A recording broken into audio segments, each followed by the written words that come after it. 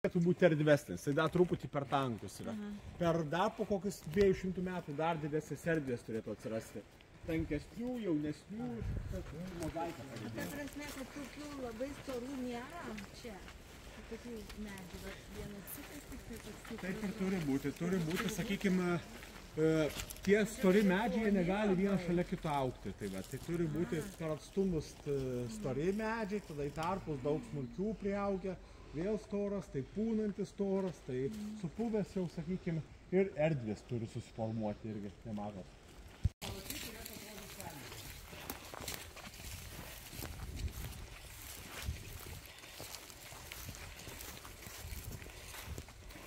Ką matome? Įvairiaus amžiaus mišką, nuo jaunų eglaičių iki labai senų eglių, įvairiaus amžiaus kitų medžių ir pažiūrėkit, kiek negyvos medienos įvairios puvimo stadijos. Vieni seni medžiai jau sutrūnyja praktiškai, matot, kur čiut apkabintume turbūt. Kiti medžiai, va, jauni dar tik privirtę, vieni auga, kiti miršta, kiti krenta. Tai čia, va, kaip sakiau, kad 2 kartos turi būtinai pasikeis, kad sengirė būtų, tai va čia galbūt arti to turėtų būti. Tai toks va sengirės negalima vadinti mišku, nes visas miškas nėra sengirinis, bet sengirės fragmentų turintis miškas, tai tikrai yra juodkrantės sengirė.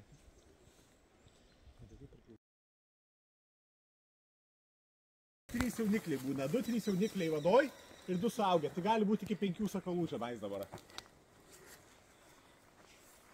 Bet jaunikliai jau užaugę. Jo, jie rugpjūčio 1 savaitę palieka lizdus. Bet dar laikos apie mėnesį, kartais daugiau su tėvais, juos maitina. O kuo maitina? Skėtėm. Taip, skėtės.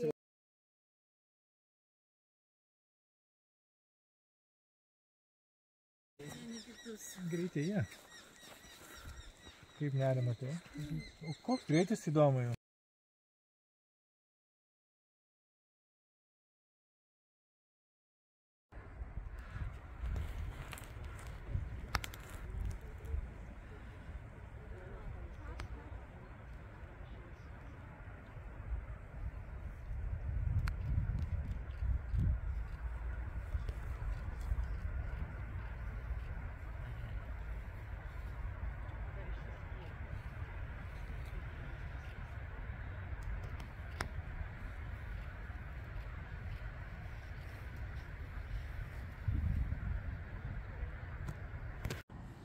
Pirmieji kormoranai čia sugrįžo 88 metais, tai va jau kiek čia, 40 metų, 30, ne?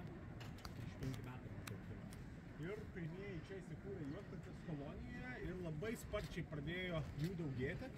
Iki 2000 beveik buvo nieko nedaroma, bet paskui jau kaip populiacija pasiekė virš 2000 kormoranų ir pradėjo plėstis Juodkrantės sengirė, kuri yra šiaip jau vertybė didelė.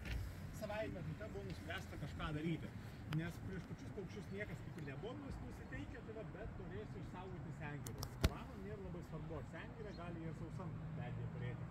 Tai buvo įvairūs būdai, bandomi kaip nešaudant paukščių, jų, sakykime, nežalojant, kaip sumažinti jų populiaciją, leisti plėstis. Iš pradžių bandė kompaktinius diskus kabinti, visokius karmalus kabinti, kad jie neparėtų, niekas nepadėjo.